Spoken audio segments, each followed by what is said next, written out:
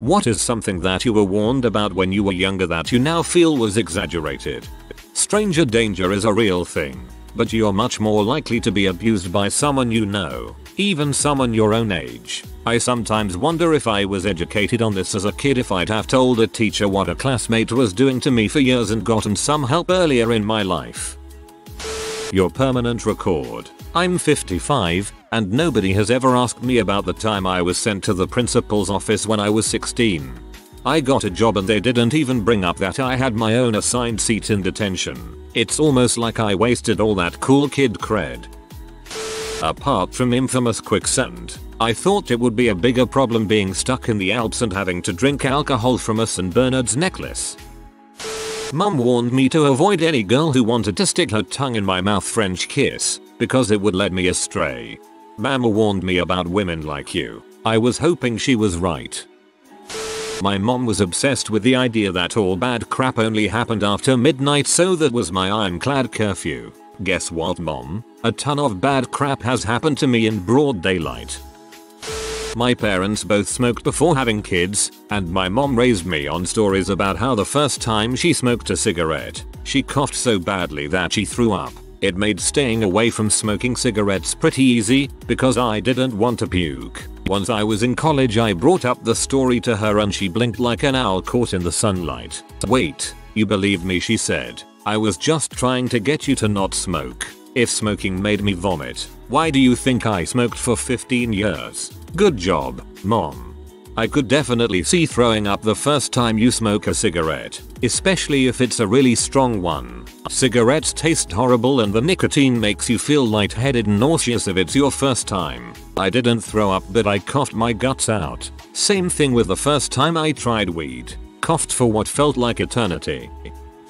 Getting written up at work. Turns out that permanent work record does not exist and will not follow you from job to job for the rest of your life.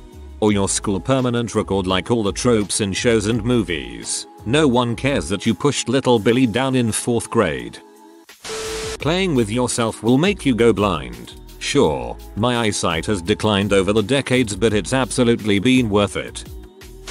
Drug dealers. I thought people would force that drugs down my throat until I was a broke addict. I have been offered it a few times in high school, but funny enough they were all very wholesome interactions. My favorite was a guy who I had never spoken to, who had just learned I was chronically ill, and he said that if I ever wanted to try anything he would give it to me for free and would help me to do it safely since he knew I didn't do drugs. It was just a very pure moment and I will never forget that look of kindness and concern in his eyes. I've since been around many drug dealers. I think everyone in the Netherlands has, and have never been forced, tempted or manipulated to do drugs.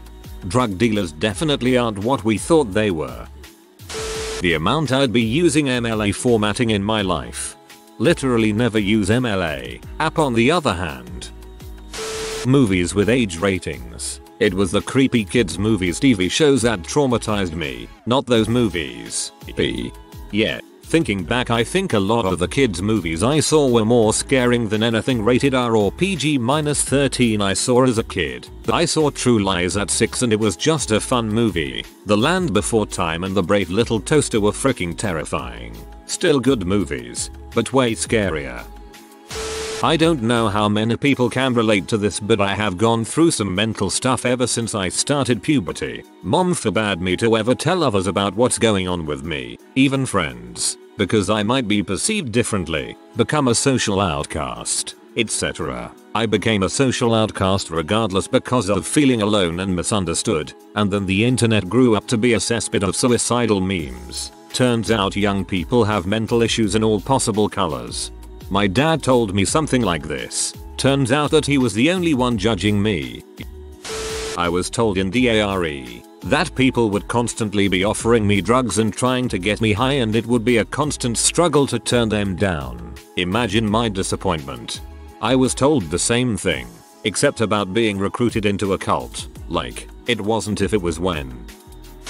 How hard high school is. Teachers always said you would have to smarten up in high school and you would barely have time for anything. I crocheted my teacher a sweater for his dog in class once. I think he'll be okay. I barely did any homework in high school. Still graduated with a high 70% average, which AIUI is still pretty decent in Canada. So when they told me the same stuff about college, I didn't listen. Pro tip, at least for a STEM major, they mean it for college.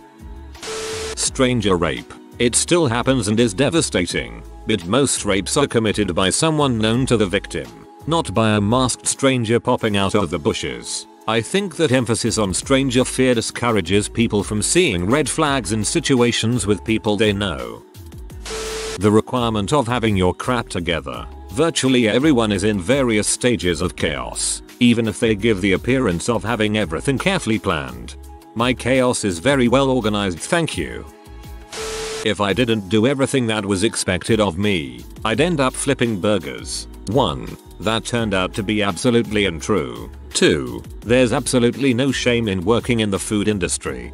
Yep, some of us did everything that was expected of us and still ended up flipping burgers. Not to shame it, everyone deserves a living wage and regular hours. Just wait till you go to primary school. You won't be playing games in primary school. You're gonna be working your butt off. Okay. Just wait till you go to high school. You won't be playing games in high school. You're gonna be working your butt off. Okay. Just wait till you go to university. You won't be playing games in university. You're gonna be working your butt off. Okay, I guess. Jokes on them. I literally now teach a university course on designing games for education. I play games all the time. Cracking knuckles causes arthritis. Lies. It's annoying to hear, but it doesn't cause arthritis. If you respect others, they'll respect you. Respect your elders. Such bulls. People of all ages can be terrible people regardless of how they're treated. How likely it was for a tornado to plow into my elementary school. Pretty sure sitting on my knees in the hallway with my hands over my neck would not save me from a ceiling caving in. Dr. Donald Unger actually cracked the knuckles of his left hand at least twice a day for over 50 years whilst never cracking those on his right hand in order to prove his mother wrong. He never developed arthritis in either hand, and won an Ig Nobel Award for his efforts in 2009. My mom was petrified of Dungeons and Dragons when I was a kid because there were rumors that someone in our small town got too deeply into it and committed suicide because they lost their mind. My mom was not a religious nut at all, but she said that people who called themselves Satanists or who were members of cults played it. This is mine too. The whole thing that Dungeons and Dragons is satanic and a number of kids were killed in satanic rituals revolving around it, and now it's been dressed up as a harmless game to draw in more victims. Turns out it's just a game. Having a bad handwriting being a huge handicap for me in the future in my professional life. I've been working for 20 years now. Never had to write anything down using a pen beyond personal notes here and there, not meant to be shared. We don't use calculators in class and you should learn how to not use one. You'll never catch anyone working with numbers not use a calculator. Razor blades in Halloween candy. Being kidnapped because I had a long ponytail. Being in a school shooting. Oddly enough, those things seem more likely to happen now than they did back in the 90s. Exaggerated for the time, but prepared me for the future. Yay. Don't ride your horse alone in the woods, you will be attacked by a rapist. My mother, a city woman, warned me about this, and don't go out in a boat alone for the same. I might be attacked, boarded and raped, like pirates looking for virgins on the high seas river. The boat thing is a good idea, but not because of rape.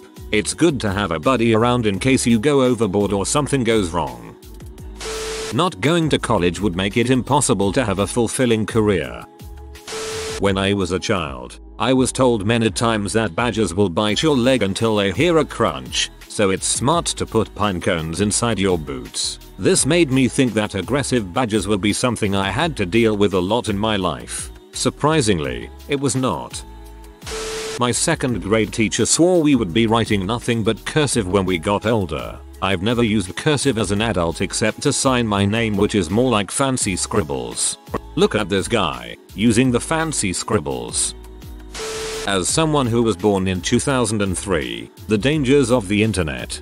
Don't get me wrong, there are dangers and we should be taught how to be cautious about them. In fact, some dangers are becoming even more apparent. The thing is, the teachers giving these internet safety talks didn't even know that you could make your account private on the social media apps that they were talking about, rather than their attitude being, you will die within a matter of days if you post any picture on the internet. It should instead be, there's no point in us pretending that you're not on social media, so here's how to not ruin your life with it. To be fair, some of the talks that happened later on were more like this, similarly to what they do with talks about alcohol, at least in my country.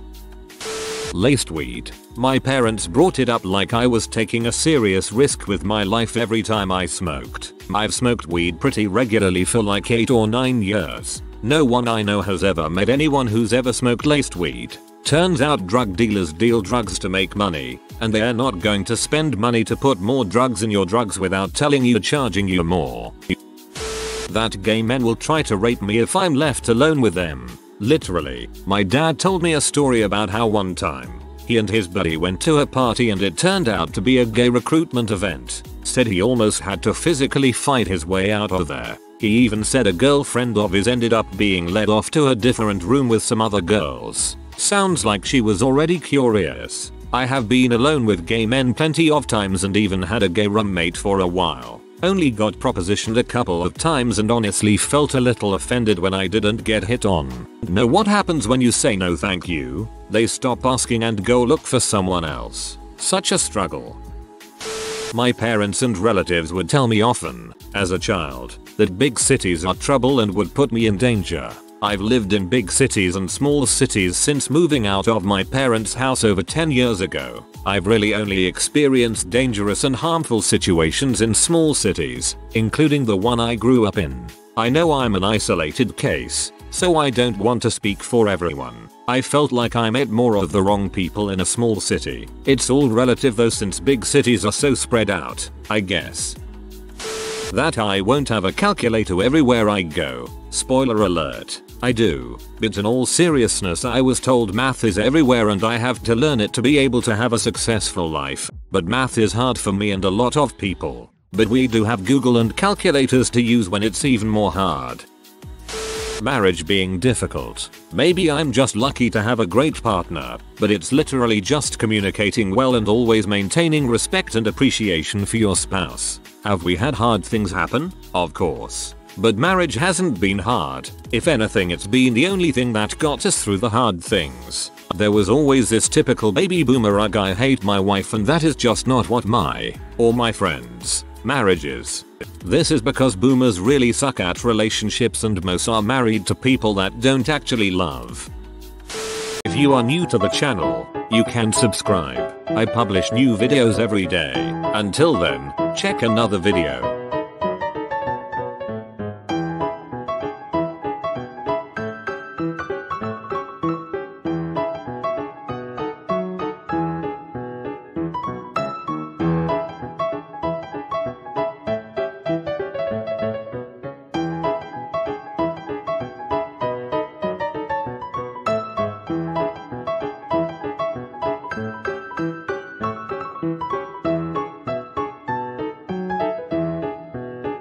Bye for now.